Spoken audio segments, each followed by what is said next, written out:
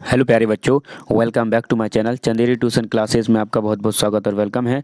तो आज हम इस वीडियो में पढ़ने वाले हैं क्लास 5 का हिंदी की किताब रिमझिम का पार्ट 16 के अंदर एक सब चैप्टर दिया गया है आपका, और उसका नाम क्या है? नदी का सफ़र। ठीक है, तो नदी का सफ़र हम यहाँ पर पढ़ेंगे। तो चलिए हम यहाँ पर वीडियो को स्टार्ट कर लेते हैं। वीडियो स्टार्ट करने से पहले आपसे एक ही गुजारिश है कि आप चैनल पर नए हैं तो चैनल को सब्सक्राइब ज़रूर कर लें, वीडियो को लाइक भी ज़रूर कर दें और अपने दोस्तों को शेयर भी ज़रूर कर दें। आपको इस पर हर चीज़ मिलेगी, आप तो बस लिखें बाय चंदेरी कोचिंग क्लासेस, आपको मिल जाएगी। चलिए वीडियो को स्टार्ट करते हैं। हम ये जानेंगे इस चैप्टर में कि नदी का सफ़र, नदी कहाँ से उद्गम होती है, पैदा होती है और उसका अंत क्या हो जाता है। तो क्या लिखा हुआ है सबसे पहले कि किसी भी नदी की शुरुआत ऊंचे स्थानों या पहाड़ों से होती है। नदी में पानी झरने से, झील से, बारिश से या फिर हिम के पिघलने से आता है। अब सबसे पहले बात होती है कि पहाड़ों से होती है, तो पहाड़ों पे कहाँ से पानी आता है? तो नदी में पानी झरने से। अब नदी में पानी कहाँ से आता है? झरने से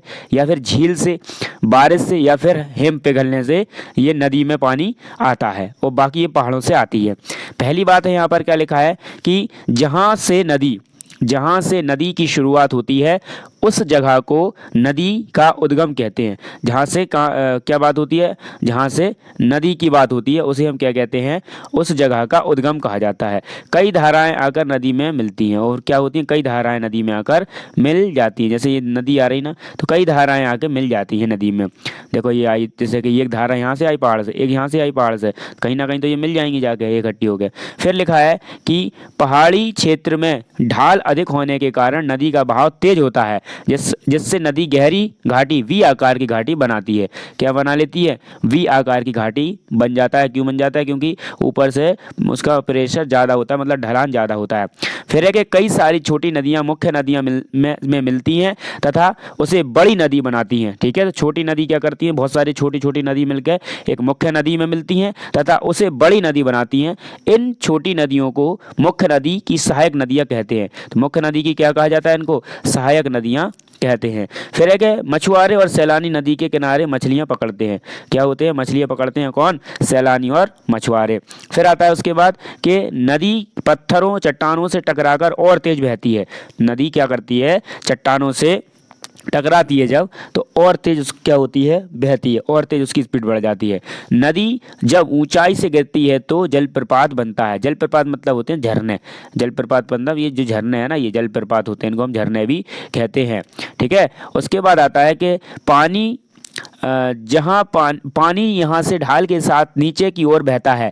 नदी की शुरुआत एक पतली धारा के रूप में होती है। आगे चलकर यही धारा गहरी और चौड़ी हो जाती है और एक नदी का रूप ले लेती है। यहाँ एक नदी का सफ़र दिखाया गया है। तुम्हारे आसपास भी कोई नदी होगी, उसके बारे में तुम क्या क्या जानते हो वो हमें यहाँ पर लिखना है। तो इतना है ये। उसके बाद आगे है कि वह स्थान जहाँ नदी समुद्र में मिलती है उसे नदी का मुहाना कहते हैं। क्या कहते हैं? मुहाना। आपको याद रखना पड़ेगा, मुहाना कहते हैं उसको।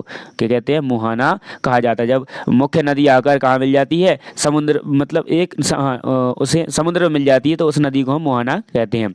फिर है नदी अपने साथ खूब सारी रेत मिट्टी लाती है। क्या लाती है? खूब सारी रेत और मिट्टी लेकर आती है। फिर लिखा है कि नदी समुद्र से मिलने से पहले अपनी रेत और मिट्टी समुद्र किनारे छोड़ जाती है। क्या कर देती है? समुद्र किनारे छोड़ जाती है मिट्टी। ये जैसे आ रही ना, ये जैसे ये आई वहाँ से, तो ये मिट्टी छोड़ गई, ये छोड़ गई मिट्टी, बाकी सिर्फ क्या है यहाँ पर? पानी अकेला आता है। फिर लिखा है आगे कि जब हम ढाल होने के कारण बहाव बहुत ही कम हो जाता है तो नदी घुमावदार रास्ते बनाती है, जिससे नदी विसर्प मतलब मेंडर कहते हैं। क्या कहते हैं? विसर्प या मेंडर कहते हैं। जब कम ढाल होने के कारण बहाव बहुत कम होता है तो फिर इस प्रकार का ऐसा बन जाता है। नदी यहाँ गहरी और चौड़ी है। देखो अब यहाँ पर नदी वहाँ से कैसी आई तो चौड़ी भी हो गई और गहरी भी हो गई, तो यहाँ पर नदी कैसी हो गई? गहरी और चौड़ी। तो हमने यहाँ पर ये नदी के बारे में जाना कि नदी कहाँ से पैदा होती है, और जब पैदा होती है, उत्पन्न होती है, तो उसे उद्गम कहते हैं, और जहाँ पर ये खत्म हो जाती है, नदी कहाँ मिल जाती है, उसको क्या कहते हैं? सारी चीज़ें हमने यहाँ पर पढ़ ली नदी से संबंधित। तो आई होप भी आपको वीडियो पसंद आई होगी। वीडियो पसंद के बाद आपको लाइक करना है, कमेंट करना है और शेयर करना है अपने दोस्तों में इस चैनल को। Thanks for watching. मिलते हैं हम नेक्स्ट वीडियो में।